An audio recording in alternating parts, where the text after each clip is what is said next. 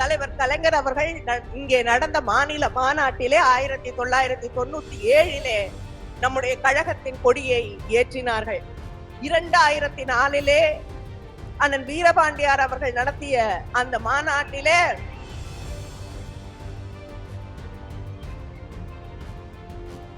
நம்முடைய அண்ணன் தளபதி அவர்கள் அந்த மாநாட்டு கொடியை ஏற்றினார்கள்.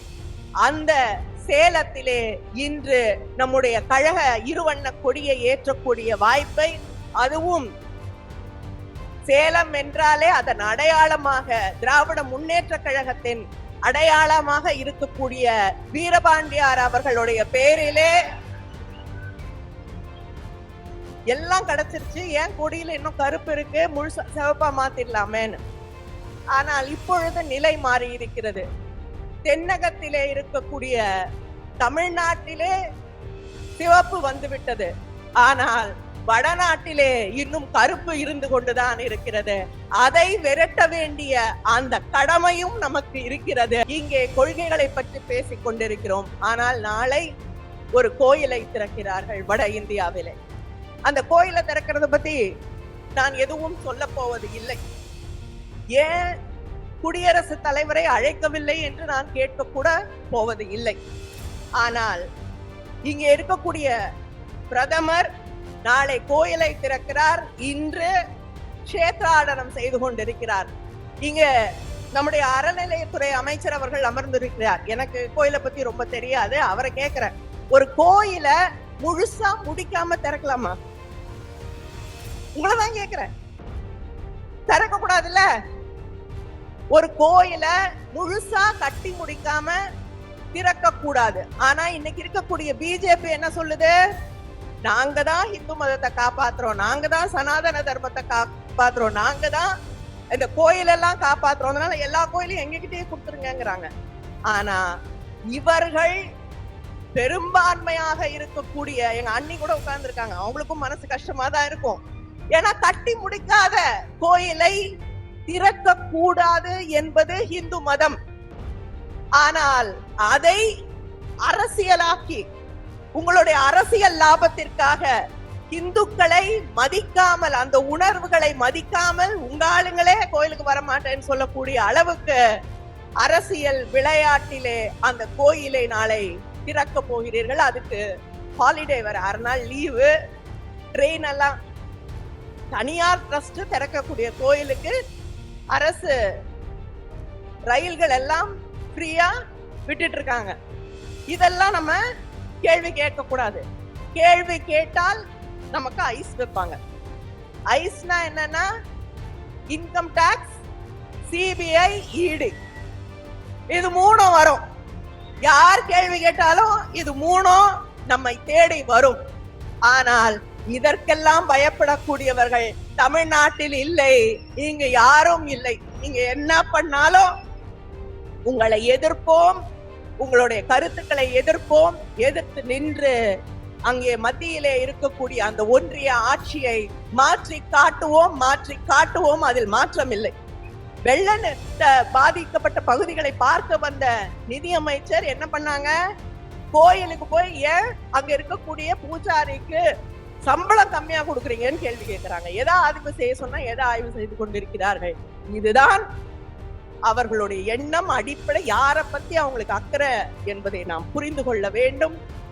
நம்முடைய இளைஞர் அணியின் முதல் மாநாடு நெல்லையிலே நடைபெற்றது. அப்பொழுது நெல்லையிலே நடந்த அந்த மாநாட்டை பார்த்த பொழுது கடல் புரண்டு நெல்லை நகரத்திற்குள் வந்துவிட்டதோ என்று எண்ணக்கூடிய அளவிற்கு கூட்டம் நிரம்பி வழிந்தது.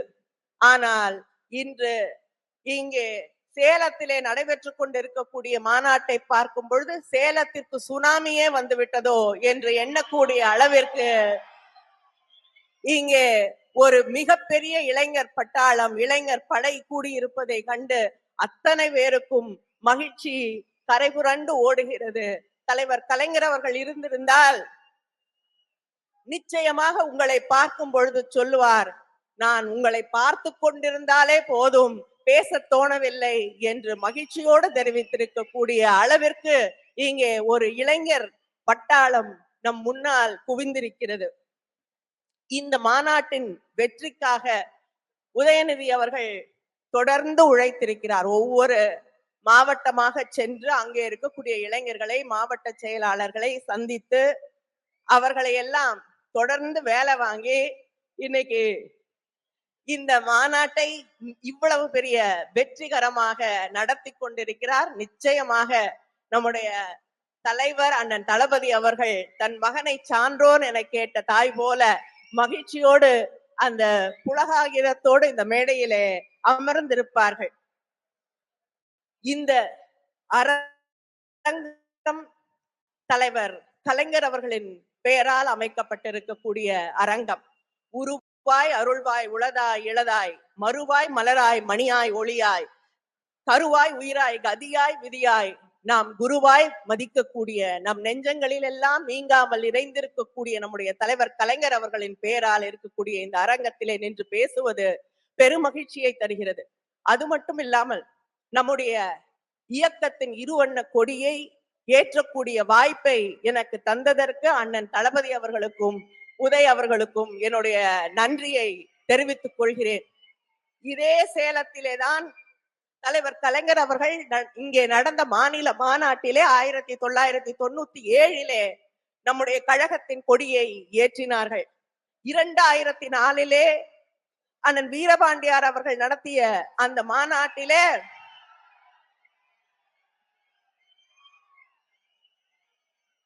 நம்முடைய அண்ணன் தளபதி அவர்கள் அந்த மாநாட்டு கொடியை ஏற்றினார்கள்.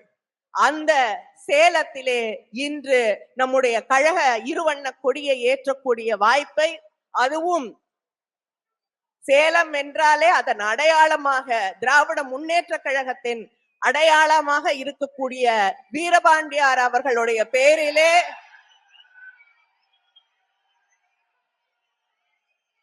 உருவாக்கப்பட்டிருக்கக்கூடிய அந்த கொடி மேடையிலே நின்று அந்த கொடியை ஏற்றக்கூடிய வாய்ப்பு கிடைத்ததை நினைத்து பெருமகிழ்ச்சி அடைகிறேன். பேரறிஞர் அண்ணா அவர்கள் நம்முடைய இயக்கம் துவக்கப்பட்ட போது சொன்னார்கள், கருப்பு சிவப்பு இருக்கிறது இந்த கொடியிலே. கருப்பு இந்த சமூகத்திலே இருக்கக்கூடிய அரசியல், சமூகம், பொருளாதாரத்திலே இருக்கக்கூடிய இருண்ட நிலையை காட்ட இருக்கக்கூடியது. கீழே இருக்கக்கூடிய சிவப்பு என்பது இது எல்லாம் மாற வேண்டும் என்பதை குறிப்பதற்காக இந்த சிவப்பு நிறம் இருக்கிறது. இந்த கருப்பும் சிறப்பும் சிவப்பாக மாற வேண்டும் என்றால் உதய சூரியன் ஒளியாலே அந்த இருண்மை விரட்டி அடிக்கப்படும் என்று நம்முடைய அண்ணன் தளபதி அவர்களுடைய ஆட்சியிலே அண்ணாவின் கனவு தலைவர் கலைஞர் அவர்களின் வழியிலே இன்று ஏறத்தாழ நிறைவேறிவிட்டது. இந்த திராவிட மாடல் ஆட்சி இன்று இந்தியாவிலேயே தலை சிறந்த ஒரு மாநிலமாக மாற்றி அமைக்கப்பட்டிருக்கிறது. எல்லா இடத்திலையும் முன்னணியிலே இருக்கக்கூடிய ஒரு மாநிலம் தமிழ்நாடு என்ற பெருமையை நம்முடைய முதலமைச்சர் அவர்கள் நமக்காக வழங்கி இருக்கிறார்கள். நீங்க கேட்கலாம், எல்லாம் கிடைச்சிருச்சு, ஏன் கொடியில இன்னும் கருப்பு இருக்கு, முழுசா சிவப்பா மாத்திடலாமேன்னு. ஆனால் இப்பொழுது நிலை மாறி இருக்கிறது. தென்னகத்திலே இருக்கக்கூடிய தமிழ்நாட்டிலே சிவப்பு வந்துவிட்டது. ஆனால் வடநாட்டிலே இன்னும் கருப்பு இருந்து கொண்டுதான் இருக்கிறது. அதை விரட்ட வேண்டிய அந்த கடமையும் நமக்கு இருக்கிறது. அந்த இருண்மையை விரட்ட வேண்டிய கடமை நமக்கு இருக்கிறது என்பதால் தான் அண்ணன் தளபதி அவர்கள் தொடர்ந்து அந்த இந்திய கூட்டணியின் ஒருங்கிணை அமைத்து அங்கே இருக்கக்கூடியவர்களை எல்லாம் ஒன்றாக நின்று செயல்பட வேண்டும் என்று ஒருங்கிணைத்து அழைத்து சென்று கொண்டிருக்கிறார்கள். இங்கே பேசியவர்கள் எல்லாம் குறிப்பிட்டு சொன்னது போல நாம் பெரியாரின் பிள்ளைகள் இங்கே கொள்கைகளை பற்றி பேசிக் கொண்டிருக்கிறோம். ஆனால் நாளை ஒரு கோயிலை திறக்கிறார்கள் வட இந்தியாவிலே. அந்த கோயிலை திறக்கிறத பத்தி நான் எதுவும் சொல்ல போவது இல்லை. ஏன் குடியரசுத் தலைவரை அழைக்கவில்லை என்று நான் கேட்க கூட போவது இல்லை. ஆனால் இங்கே இருக்கக்கூடிய பிரதமர் நாளை கோயிலை திறக்கிறார், இன்று கஷேத்ராடனம் செய்து கொண்டிருக்கிறார். அதை பற்றி எங்களுக்கு எந்த பிரச்சனையும் இல்ல. இங்க நம்முடைய அறநிலையத்துறை அமைச்சர் அவர்கள் அமர்ந்திருக்கிறார். எனக்கு கோயிலை பத்தி ரொம்ப தெரியாது, அவரை கேட்கிறேன். ஒரு கோயில முழுசா முடிக்காம திறக்கலாமா? உங்களதான் கேட்கிறேன். திறக்க கூடாதுல்ல? ஒரு கோயில முழுசா கட்டி முடிக்காம திறக்க கூடாது. ஆனா இன்னைக்கு இருக்கக்கூடிய பிஜேபி என்ன சொல்லுது? நாங்க தான் இந்து மதத்தை காப்பாத்துறோம், நாங்க தான் சனாதன தர்மத்தை காப்பாத்துறோம், நாங்க தான் இந்த கோயிலெல்லாம் காப்பாத்துறோம், அதனால எல்லா கோயிலையும் எங்ககிட்டயே கொடுத்துருங்கிறாங்க. ஆனா இவர்கள் பெரும்பான்மையாக இருக்கக்கூடிய எங்க அண்ணி கூட உட்கார்ந்து இருக்காங்க, அவங்களுக்கும் மனசு கஷ்டமா தான் இருக்கும். ஏன்னா கட்டி முடிக்காத கோயிலை திறக்க கூடாது என்பது இந்து மதம். ஆனால் அதை அரசியலாக்கி உங்களுடைய அரசியல் லாபத்திற்காக இந்துக்களை மதிக்காமல், அந்த உணர்வுகளை மதிக்காமல் உங்க ஆளுங்களே கோயிலுக்கு வரமாட்டேன்னு சொல்லக்கூடிய அளவுக்கு அரசியல் விளையாட்டிலே அந்த கோயிலை நாளை திறக்க போகிறீர்கள். அதுக்கு ஹாலிடே வர 6 நாள் லீவு, ட்ரெயின் எல்லாம் தனியார் ட்ரஸ்ட் திறக்கக்கூடிய கோயிலுக்கு அரசு ரயில்கள் எல்லாம் ஃப்ரீயா விட்டுட்டு இருக்காங்க. இதெல்லாம் நம்ம கேள்வி கேட்க கூடாது. கேள்வி கேட்டால் நமக்கு ஐஸ் வைப்பாங்க. ஐஸ்னா என்னன்னா இன்கம் டாக்ஸ், சிபிஐ, இடி, இது 3 வரும். யார் கேள்வி கேட்டாலும் இது 3 நம்மை தேடி வரும்.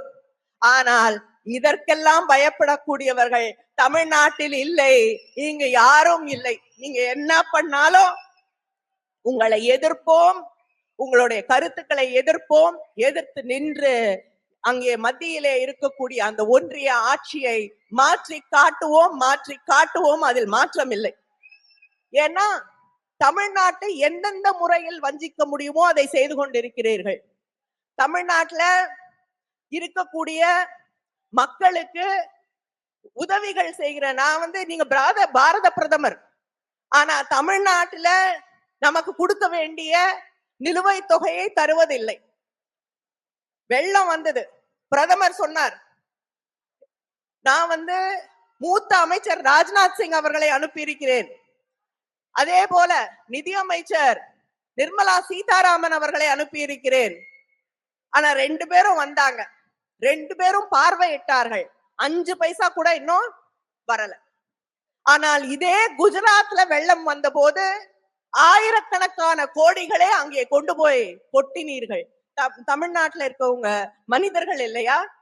என்னுடைய தொகுதி தூத்துக்குடியில் எத்தனை ஆயிரம் வீடுகள் அடித்து கொண்டு சென்றது, எத்தனை விவசாயிகள் பாதிக்கப்பட்டிருக்கிறார்கள், சென்னை எந்த அளவுக்கு மோசமாக பாதிக்கப்பட்டது. இதெல்லாம் உங்கள் மனதை உருக்கவில்லையா? ஏன்னா தமிழ்நாடு, இங்க தமிழ்நாட்டில் இருக்கக்கூடியவர்கள் உங்களுக்கு வாக்களிக்க மாட்டார்கள். அதனால் நீங்கள் எங்களுக்கு எந்த உதவியும், எங்களுக்கு எந்த நிவாரணமும், எங்களுக்கு நியாயமாக வழங்கப்பட வேண்டிய நிதியையும் தரமாட்டீர்கள். வந்த நிதி அமைச்சர் வெள்ள பாதிக்கப்பட்ட பகுதிகளை பார்க்க வந்த நிதி அமைச்சர் என்ன பண்ணாங்க? கோயிலுக்கு போய் ஏன் அங்க இருக்கக்கூடிய பூஜாரிக்கு சம்பளம் கம்மியா கொடுக்குறீங்கன்னு கேள்வி கேட்கிறாங்க. எதை ஆய்வு செய்ய சொன்னா எதை ஆய்வு செய்து கொண்டிருக்கிறார்கள்? இதுதான் அவர்களுடைய எண்ணம், அடிப்படை. யாரை பத்தி அவங்களுக்கு அக்கறை என்பதை நாம் புரிந்து கொள்ள வேண்டும். விரைவிலே ஒரு மாற்றம் வர வேண்டும். அந்த மாற்றம் தமிழ்நாட்டுல மட்டும் வந்தா போதாது. அது எப்படியும் தமிழ்நாட்டுல 40க்கு 40 சந்தேகம் இல்லை. ஆனால் இந்த மாற்றம் நாடு முழுவதும் வர வேண்டும். அது வர வேண்டும் என்றால் நான் சொல்கிறேன், இந்த இளைஞர் பட்டாளமே இப்படியே நீங்க நடந்து அங்கே போனீங்கன்னா போதும், இப்படியே நடந்து வட இந்தியாவுக்கு போனீங்கன்னா போதும், நிச்சயமா மாற்றம் வரும். அந்த மாற்றத்தை உங்களால் நிகழ்த்த முடியும். அந்த மாற்றம் மட்டுமே இந்த நாட்டை காப்பாற்றும். நன்றி, வணக்கம்.